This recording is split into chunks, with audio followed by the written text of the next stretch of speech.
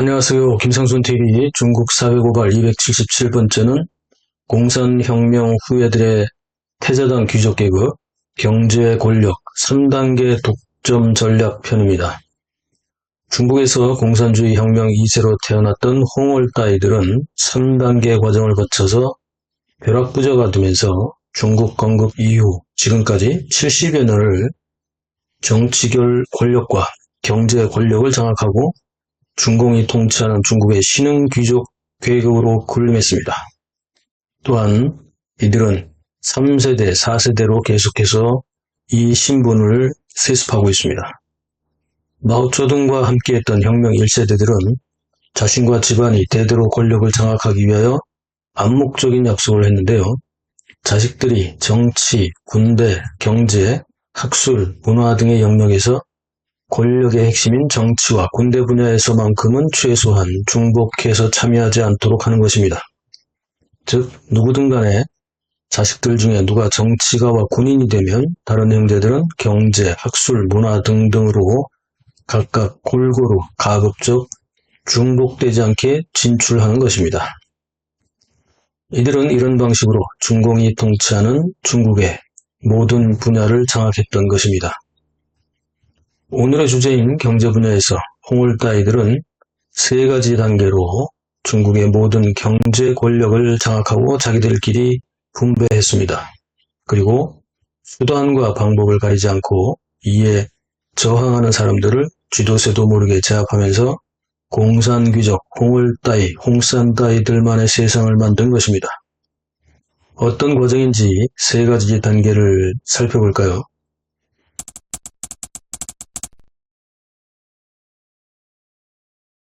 1단계 국가 독점 산업 영역 장악하기입니다. 이들은 혁명 후예라는 홍색 깃발을 내세우며 국가 독점 산업 영역부터 먼저 장악했는데요. 크게 두 가지 분야에 집중했습니다. 하나는 석유, 석탄, 전력, 수력, 광산과 같은 에너지 사업을 장악했습니다.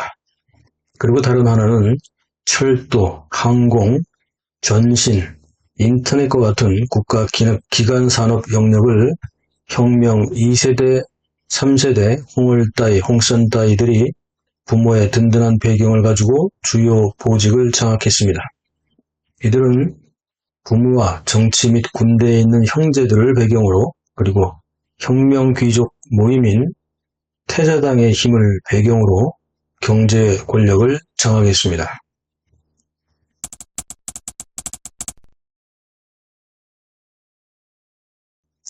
2단계는 대중산업으로 영역 확장하기인데요. 혁명 후예들의 모임인 태자당들은 국가 독점 산업 영역을 완벽하게 장악하고 나서 그들끼리 깨끗하게 분할한 이후에 2단계로는 대중산업으로 진출하기 시작했습니다.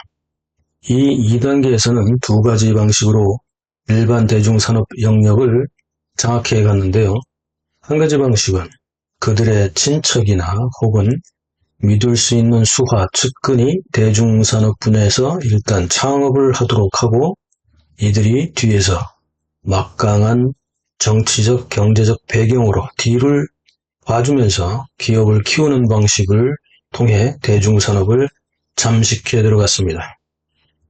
혁명 후에 태자당 소속 공산귀족들은 말 몇 마디로 국유기업인 대형 금융권의 자금을 지원하고 정책을 밀어주면서 사실상 이들은 빈손으로 입만 가지고 대중산업 분야의 기업들을 대기업으로 키우고 그 경영권과 지분을 사실상 독식했습니다. 여기에는 인터넷 전자상거래 등에서 갑작스럽게 대기업으로 성장한 러스그룹이라든지 보험 금융업계에서 갑작스럽게 대기업으로 성장한 안방그룹 그리고 수많은 부동산 개발 회사들이 이런 방식으로 급성장한 케이스입니다. 다른 한 가지 방식은 이미 대기업으로 성장한 탄탄한 회사들에 대해서 힘으로 억누르면서 투자 없이 직접 대량의 지분을 요구하거나 아주 약간의 형식적인 자본을 투자하면서 대량의 주분을 요구하면서 경영권을 결국 강탈하는 방식입니다. 만약 강제로 요구하는 지분 양도를 거부하는 민간 기업에 대해서는 세무조사나 감사 등 동원할 수 있는 모든 행정조치로 압박하기 때문에 결국 벌금은 벌금대로 내고 지분을 내놓을 수밖에 없습니다. 이를테면 마윈의 알리바바, 마화통의 텅신 등 중국의 민간 대기업이 이 수법에 모두 당했습니다.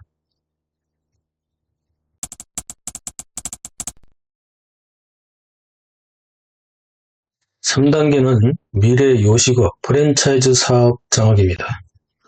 국가 독점 산업 영역을 장악하고 민간 대기업의 지분을 강탈하여 엄청난 자금을 움켜쥔 이들 혁명 후세대, 태자당, 홍색 귀족 계급들은 3단계로 미래 산업에 대한 독점에 나서면서 중국 경제 영토 확장에 나섰습니다. 이들은 학교나 관공서 및 대기업의 식당에 공급하는 식재료 공급이라든지 일반 식품 관련 프랜차이즈 업계에 대해서도 독점 장악을 진행하고 있습니다. 2022년 중국의 요식업 시장의 규모는 5조 위안, 약 900조 원이나 되는데요. 이들은 이 시장을 독점하려는 것입니다. 역시 방식은 첫 번째 단계와 두 번째 단계를 합친 방식으로 무소불위의 공권력을 배경으로 일사천리로 진행되고 있습니다. 중국의 요식업 시장과 프랜차이즈 시장은 앞으로 중국 내수 시장에서 가장 활성화될 것으로 전망되는 영역인데요. 이들 홍색 귀족 계급 후예들은 이미 이 영역을 선점하고 있는 것입니다.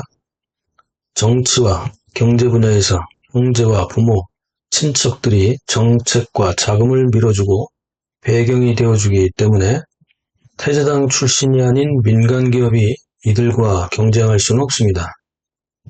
더구나 시진핑이 공동부유론과 국유 기업을 장려하는 국진민퇴 정책을 몇 년간 펼치면서 민간 기업주들은 경영권을 태자당에게 넘기며 자신과 가족의 생존을 보장받는 일종의 딜을 하고 있고, 할 수만 있다면 미국이나 캐나다 등지로 해외 이민을 떠나고 있는 상황이기도 합니다.